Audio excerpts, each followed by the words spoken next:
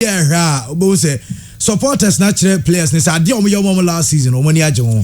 Sure, on the you kind of young coupons. It's out there. China end up your 95.7 at Tifuina said Omujibrena Omutisho. No, AC Milan supporters, no, you can't begrudge them because they are still in a joyous mood. Or AC Milan, they've been down for a longer period, and certainly, say no matter how big you are, or conform to that kind of level. Na say Samba bedroom maybe na osore kakra and no any GMCon. If they had been consistent in winning the Italian Serie A title, anka enye NJ we no be obachi. Because say yaje na yaje. It will get to a point that omubenye okay with the Omagene when it comes to the Italian Serie A. And until Kumasi Asante Koroko Beji League or Ghana Hanum say, Omobe Comencia, or Pimsobe Catch or Muse League Nedia Mehua, me Pesami Africa. It is because continually Kumasi Asante Koroko edge the Ghana Premier League title. It is Adiane Ekoso, not the Biao ya. The kind of energy supporters they do it, you know. Ayana and only a different from say Ebima.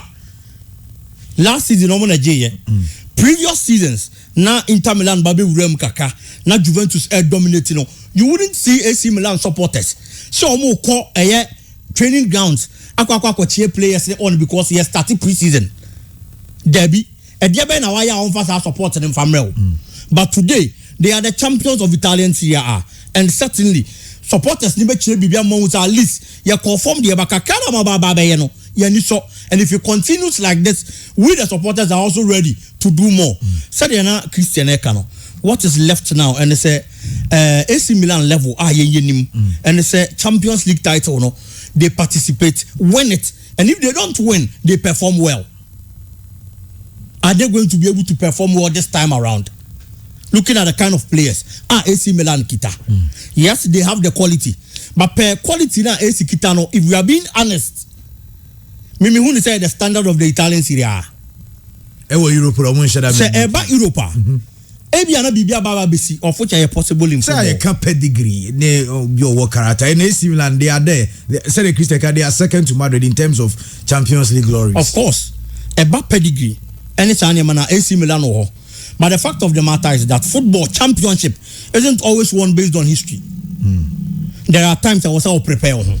Now what me if it is about history, and got the likes of Villarreal, Asia, Manchester United, man on channel. Because when it comes to the Champions League history, Villarreal and Manchester United will be but then show more Champions League the body. Edge Champions League now. You can talk about Liverpool. You can talk about Real Madrid. Get too close. You can talk about Paris Saint-Germain. Talk about Manchester City. Look at the kind of quality of team. Never thought to that of AC Milan.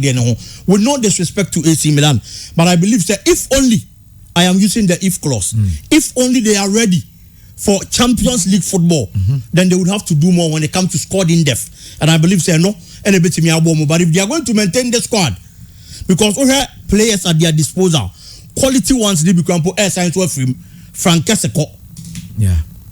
Someone like Rafael Leao, and in the said there are other clubs almost soon and almost penal. And certainly, Obia against our best Champions League.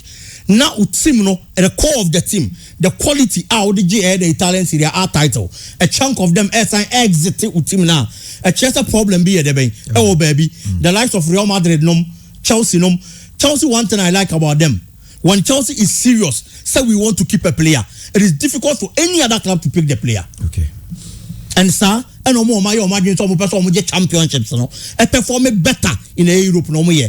And then I believe say if AC Milan wants to get that kind of status back, they would have to adapt to the quality already existing one team. But with this team, it is going to be difficult. Only time will tell. I don't. Big issue. Ansana bekono asembi hiya me pa. Ohun de we almost sign players no.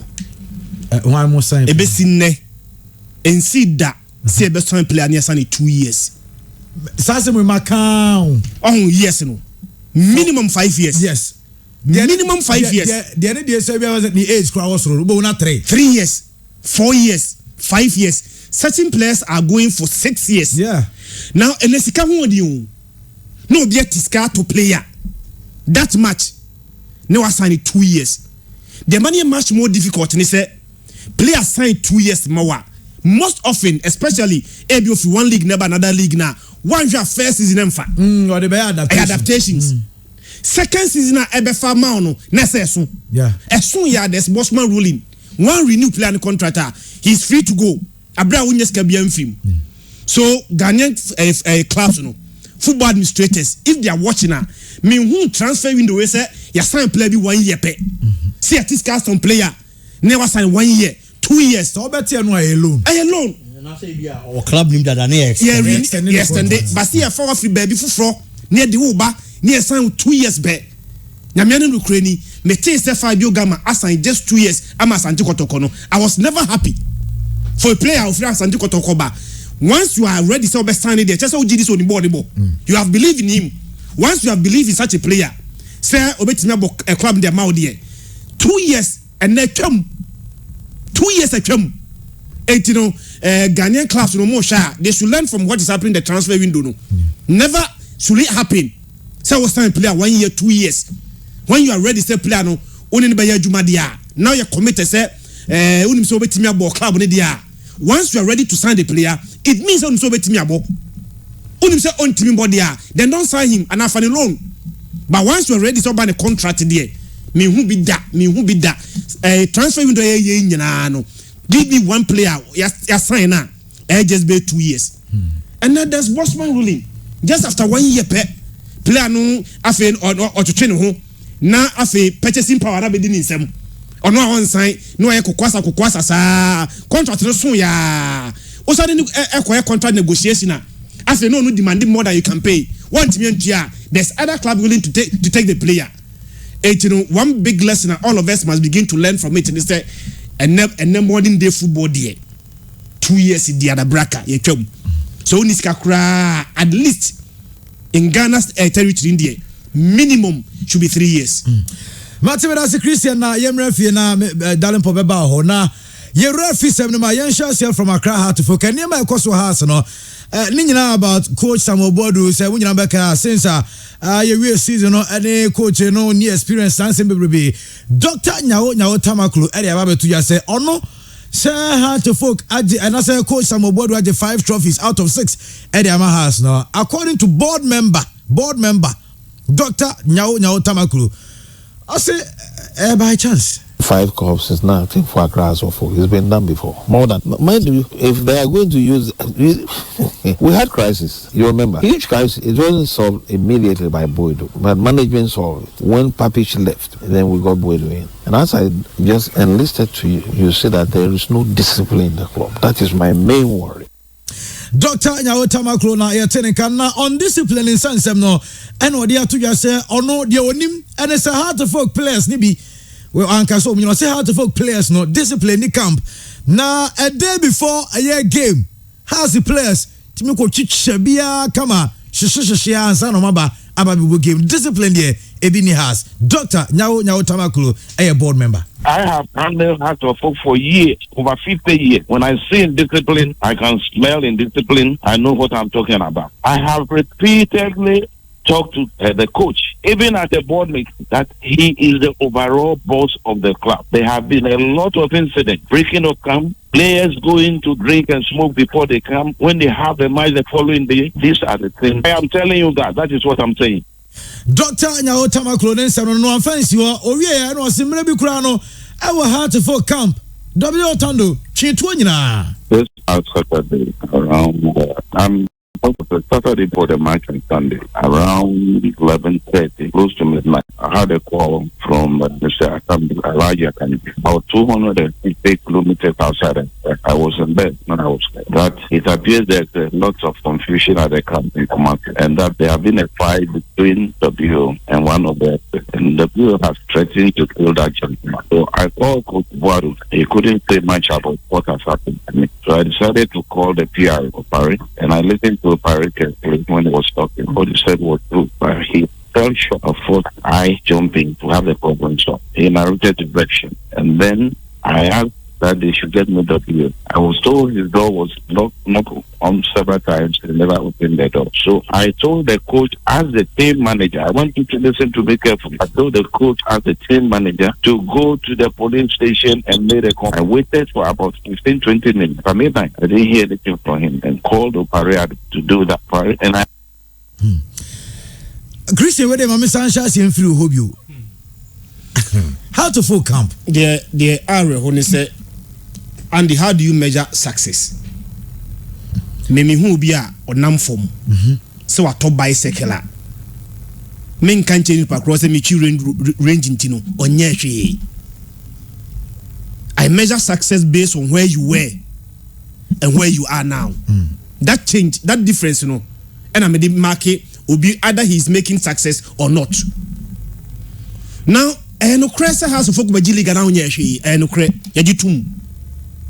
But until Coach Bodu came, what was the situation? Has Jibia Has had gone 11 years. No winter 11 years. Now has Entiminye, not even the league, Nyankawasemu, any other trophy. Now has Entiminye.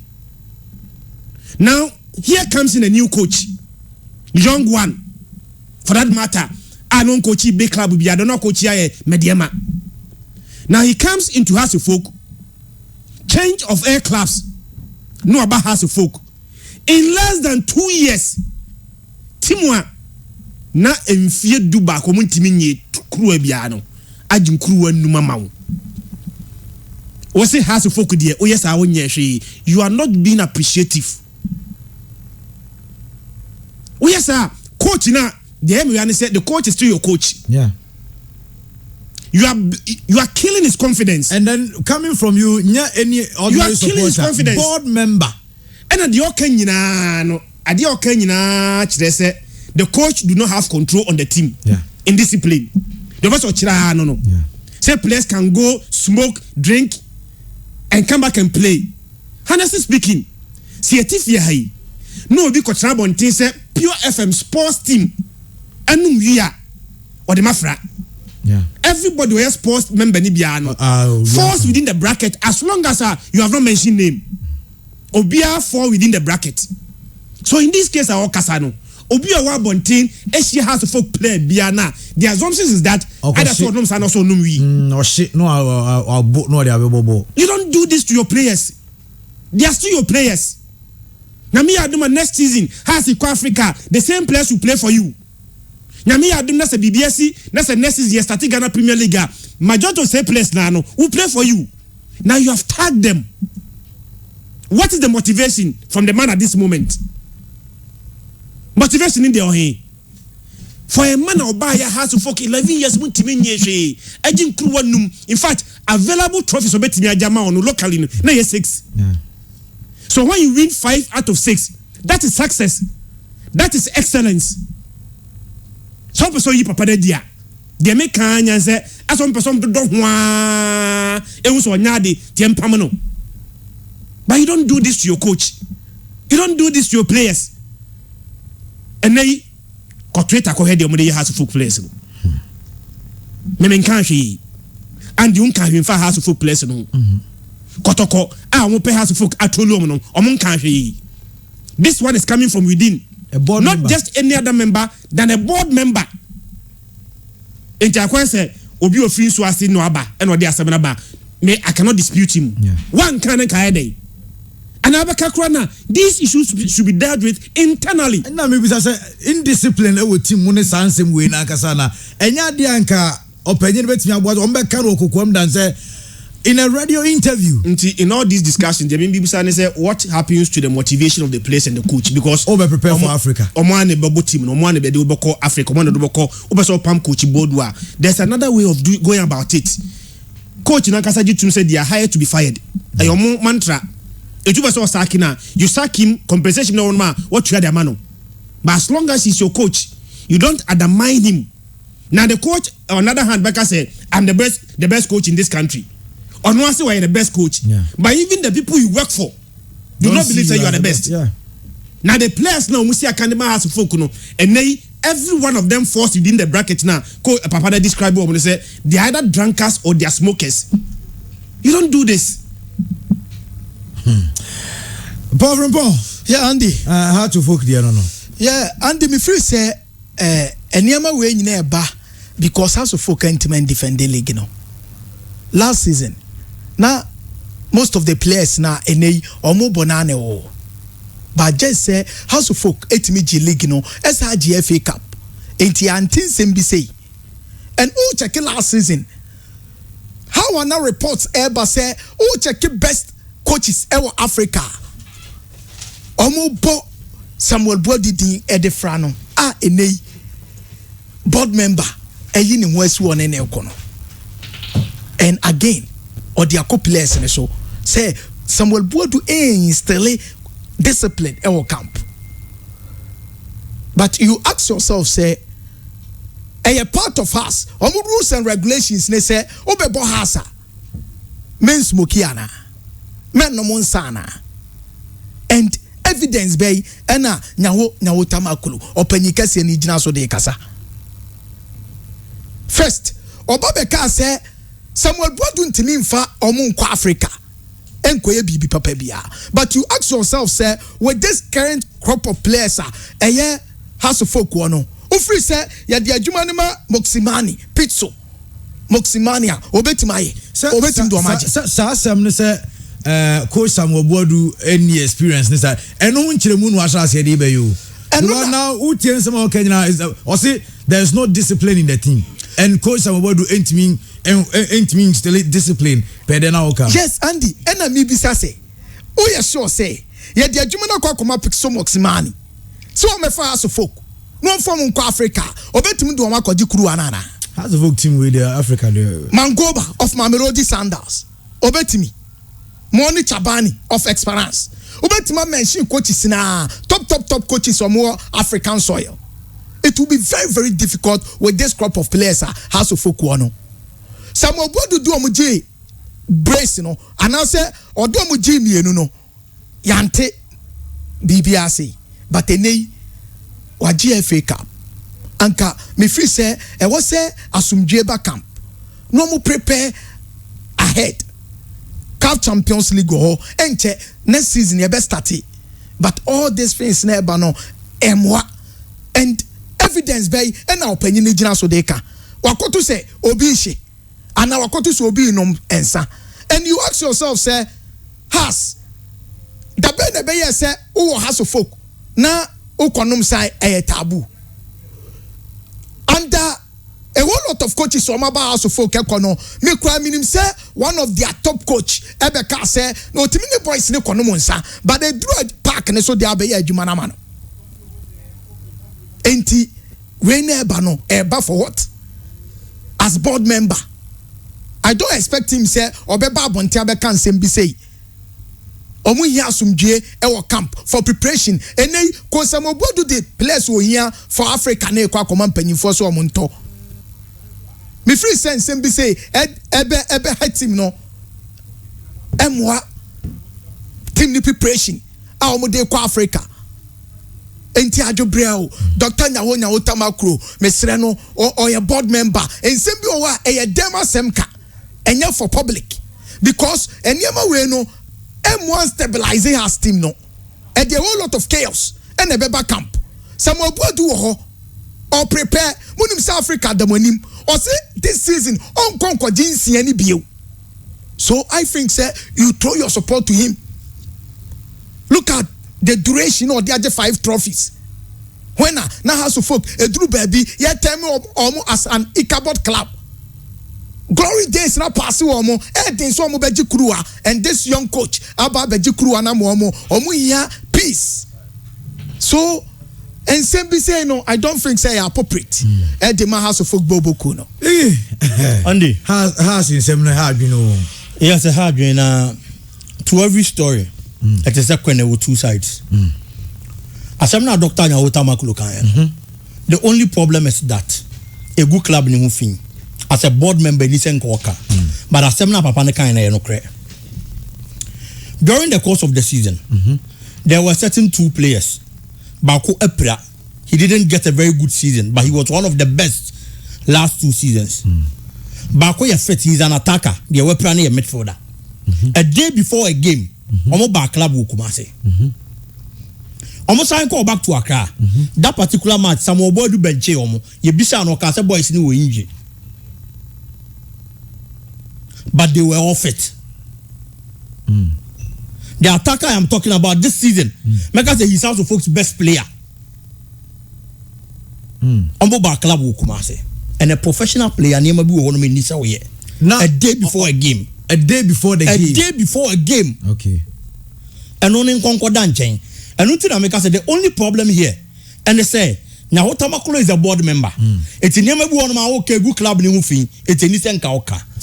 But the fact of the matter is that now Tamakolo is bent on getting Samuel Boadu sacked. Opesa kwa mbi obe fasu bia fasu me pamo Samuel Boadu. It is an agenda, a calculated attempt. The thing is that Seba performance are ultimately nyina so mfa mpamu Samuel Boadu supporters ne mpene because for a coach amafa broni bako Nino Thompson befem and a host of other coaches in a single season there were 3 coaches that now handle how to folk and in football say coach we ban ne na for bachina na another one ba beto aswa football na it's a classroom the players would have to move their state of mind tactically and technically from one state to the other because coach be obabiana in the system and in the tactics. The idea so be about 4-3-3 4-4-3 and your variations. Sorry 4-3-3 no. Your variations and the coach be an there. But in all these things, not players the mind in stable. Some will go to buy and stabilizing everything. It may win league and they might have to folk that particular season or exceeding the target. They only wanted him to do well. But Obabe do well, no. Ebro, so eventually he won the league title for Hatsupok. Yabe a new season, and Yama and Chada and Koyan Faman when it comes to the league. But he was able to win the FA Cup. He made sure Uncle Trophless. At least he won something for Hatsupok team. No. It is a performance now they can. And when a man supporters in Australia will be a bien and was a coach out 2 seasons. What 5 trophies? We are then I'll be catching as a Pamono. And the supporters in terms of performance how to fuck in yato Krubian fan no mon fan pamos abobodu. And the fan another angle because there are off-field issues and only a timid so the palm coach. It's a young fan fasa issues and so. Now I'm for new coach in fan free. If you tell me that Samuel Boadu is inexperienced about Africa, Samuel Boadu was inexperienced in Africa last season. This particular season we are talking about. Say was a coach suya bibi wo bo mu a. Samuel Boadu suya sa de no Africa mu. But they said they want to bring in a German. Andy. German ni na ode neighbor no. Yes, in terms of experience he's better than Samuel Boadu. Or coach Shaka who for no many are the host of other big clubs in Europe. But the fact of the matter is that the competition you would want to win, it is that same competition you prepare yourself with. So the Champions League. And a Champions League now is the boy. If I'm using the Kotoko team as an example, Kotoko team now build this and say one ton obia. No sign are the quality Caribbean. A bet me a Ghana Premier League that was over 3 or 5 years. Depending on the other clubs in the Bay. But the fact of the matter is that say African Kotoko person oja. As I say Kotoko participate to Africa no. Now they have to team ni bet me do the African standard. Because if you are here early, Ubenya Winga be over Titi Moro, Abra if you say Moro ne the best to Ghana. No one say yes, Moro is the best to Ghana, but per the African standard, this is you'll be Oburi Moro so.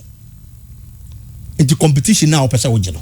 And no one necessarily prepare. It is Samuel Boadu work last season, and Yama and Koya and Famano.